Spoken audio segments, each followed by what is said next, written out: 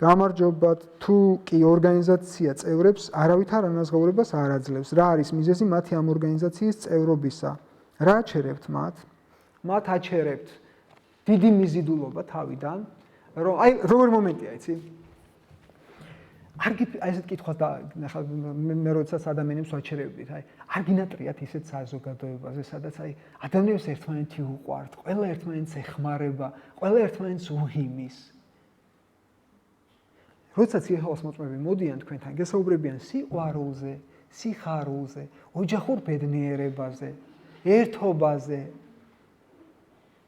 მაგრამ თუ შენ გახდი იეჰოვას მოწმე და მე აღმოაჩინე, რომ მათი სწავლებები არ შეესაბამება ბიბლიას და დატოვე ეს ორგანიზაცია. არა იმიტომ, რომ ისინი გძულს, არამედ უფლისადმი სიყვარულისა და ხათრის გამო. მაშინ წაგართმევენ სიყვარულსაც, სიხარულსაც, მშვიდობასაც, მეგობრობასაც, ოჯახურ ბედნიერებასაც, იმიტომ რომ მე თუ ოჯახში მყავს ისეთი სრულწლოვანი წევრი, მაგალითად შვილი, 18 წლისაა ჩემი ბიჭი სიტყვაზე. და მან თქვა, არა მამა, მე მინდა რომ იეჰოვას მოწმე დავრჩე. ის მე აღარ დამელაპარაკება უკვე. აღარ დამელაპარაკება, მორჩა სანამ ლოგინს არ მივეჯაჭვები მეოთხე სტადიაში.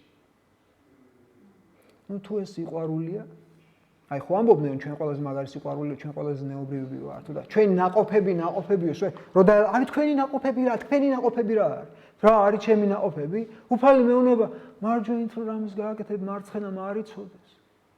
ამიტომ მართლმადიდებელი ფიქრობს, რა ნაყოფები უნდა მქონდეს, მე საცოდავს, იმიტომ რომ დაცემული ვარ. თუ რაიმე კეთდება, უფლის მადლი აკეთებ, მე არაფრის მაქნისი არა ვარ. ამი უთხრა კიდეც ხო მოწაფეებს, რომ როცა ამ ყოველივეს გააკეთებთო, თქვითო, უსარგებლო მონები ვართ, ვინაიდან ის გავაკეთეთ, რაც დაგვავალეს, რომ გაგვეცი.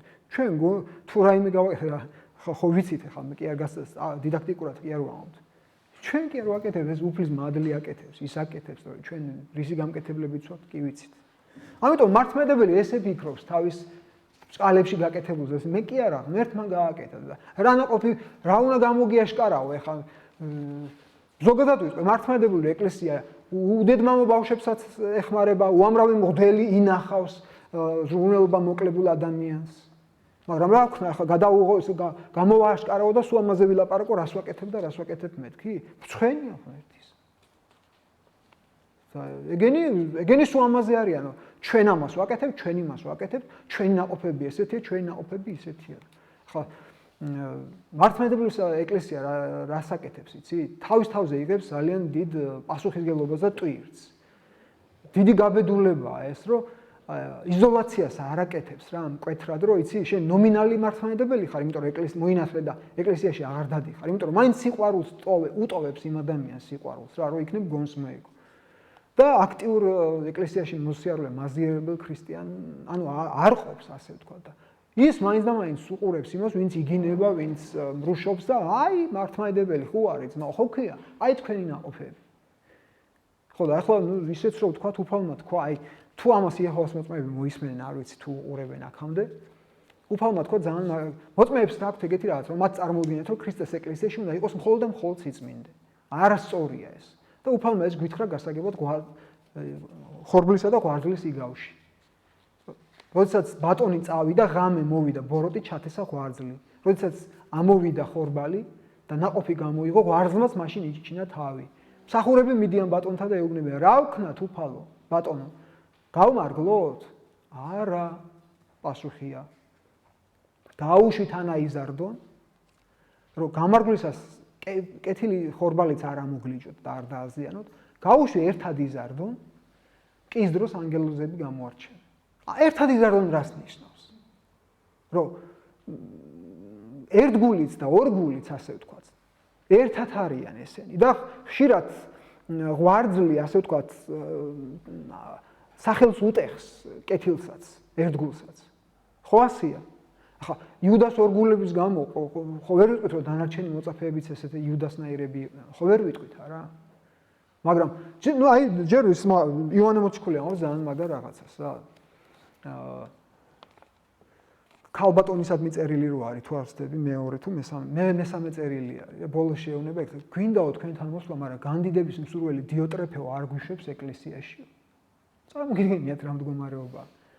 იონე მოციქული, იონე მოციქული. რა დღეშია?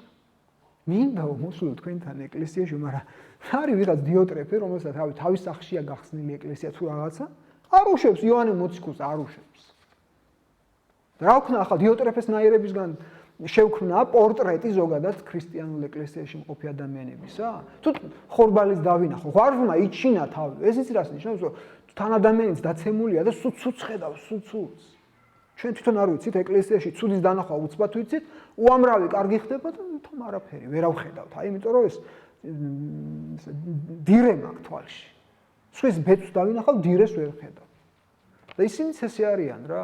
სულ აჟიტირება და პროპაგანდა არის მათ ლიტერატურაში, რომ ჩვენ კარგები ვართ, ჩვენ ეს გავაკეთეთ, ჩვენ ვქადაგებთ, რატო თქვენ არ ქადაგებთ?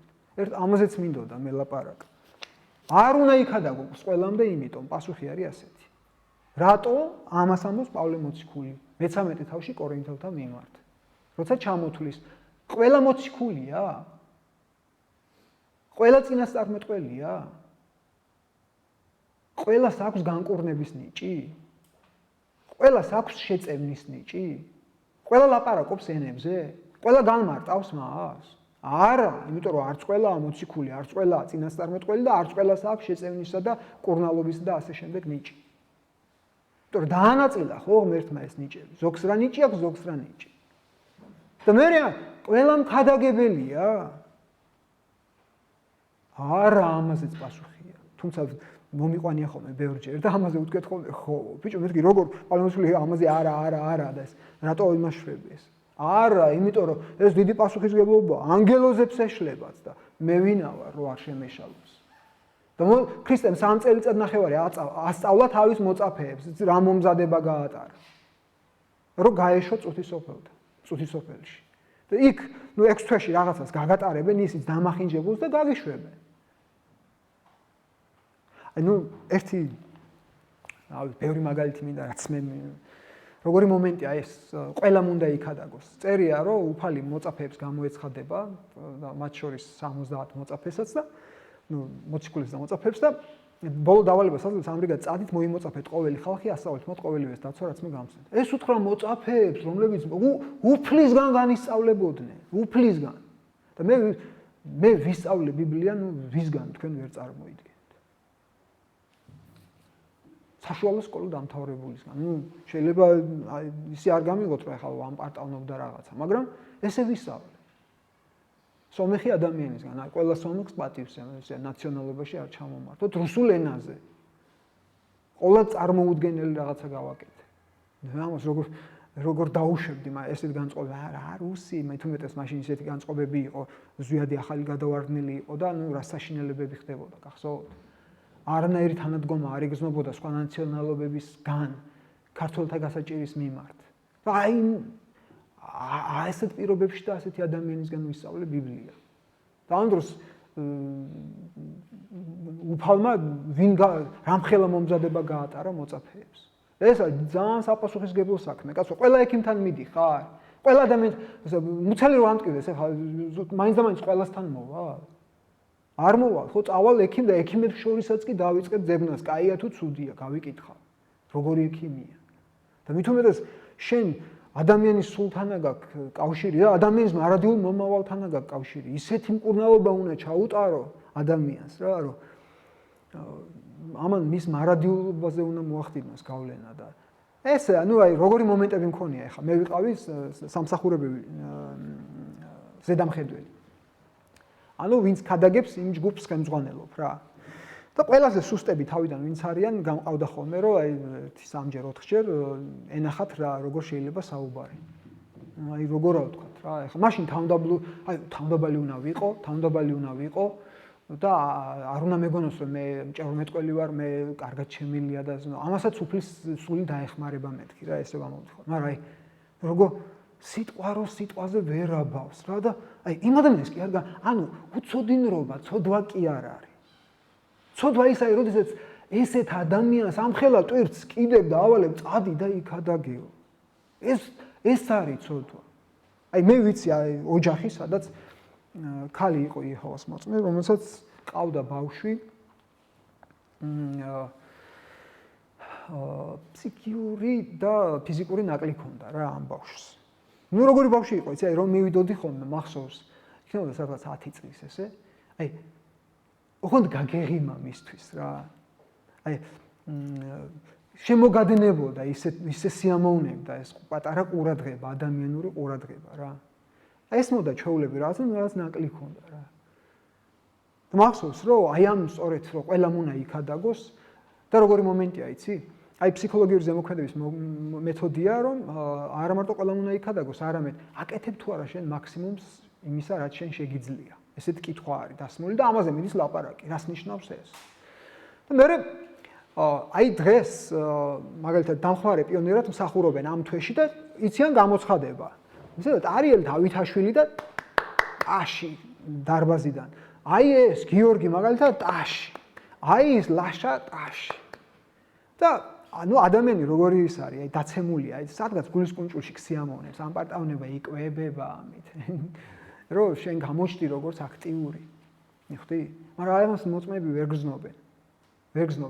და არა მარტო შენი ამ პარტავნება იკვებება, არამედ ეს არის სხვებზე ზემოქმედების მეთოდიც. რომ ამით მე სხვებზე ზემოქმედებ, შენ რაღაც აკეთებ ესე რო ზიხარ. და სხვას სინდისზე ვაგდებ, რომ შენს დაწერე ასე ვთქვათ განცხადება, რომ აქტიურად იმსახურებ პიონერად და დამხმარე პიონერი ნიშნავს სრულიად ქადაგებას 70-80 საათი უნდა იქადაგო თვეში. აი ესე ზემოქმედებს ეს ორგანიზაცია და ეს რანაირი ქადაგება. და ეხლა ეს ქალბატონიც რა, საიდან დავიწყე? დიდი უბედურებაა ეხლა რასაც იყვებით. ნუ ამ ზემოქმედების ქვეშ არის მოქცეული, თვითონ ძალიან საყვარელი ქალია. რას აკეთებდა, იცი? ამ ბავშვს ტოვებდა სახლში. ნუ რა მეთოდით ტოვებდა ამას არ ვიტყვია, იმიტომ რომ ამ ოჯახისადმი პატივისცემის გამო ეს უთქმელია ეს მეთოდი. ტოვებდა იმას სახლში. და გადიოდა ესე რო ეკადაგა 2-3 საათი დღეში. და ეს არის მოსიყვარულე ორგანიზაცია. იმის ნაცვლად რომ ანუ ჩვენ რა უნდა იცი მართლა ჩვენო დაო ამხელა ტვირთს ატარებ რა და აი მოდი მოვალთ 2 საათი კვირაში მე 2 საათი ეს მოვა და ბავშვს გავასეირნებთ ხოლმე. აი ეს იქნებოდა სიყვარულის გამოვლენა, იმიტომ რომ იმ ბავშვში ხო ქრისტე უნდა ვინახო, რომელიც მეუბნება გამასეირნე რა, მიჭირს. გამასეირნე, ურთიერთობა მინდა. ამას ვატოვინებდით სახლში, ნუ საშინელი მეთოდით რა, არ ვიტყვი ამას. ვატოვინებდით სახლში. და ეს სტრესი ემატებოდა იმ ბავშვს და დადიოდა და ქადაგებდა ეს. და აი ესე ზემოქმედებს ეს ორგანიზაცია, რომ აი გაუგონა რაღაცებს აკეთებინებს ადამიანებს და ეს ადამიანები არიან შესაძოდები. რომ მათ აი მართლა არ ვიცი ვის იმსახურებიან იქ ზევით რო შედან, აი ამხელა ტვირთი აკიდეს ამ ადამიანებს, რომლებიც არიან მიმდობები, რომლებიც აი არაფერს არ მოგპარავენ რა, აი ფული დაგივარდეს გაგაჩერებს, ჩემო დაო, ჩემო საყვარ, ფული დაგივარდა, ესეთები არიან. მიხვდი? აი ამ ადამიანებს ნდობას აი ესე ბოროტად იყენებდეს ორგანიზაცია, მე არ მინახავს ესეთი ორგანიზაცია რა. მოდი დავამთავროთ, ბევრი კითხვები არის, იმიტომ რომ ძალიან დაგაყოვნეთ აი. დიდი მადლობა ყურადღებისთვის. უფალი შეგვეწიეს.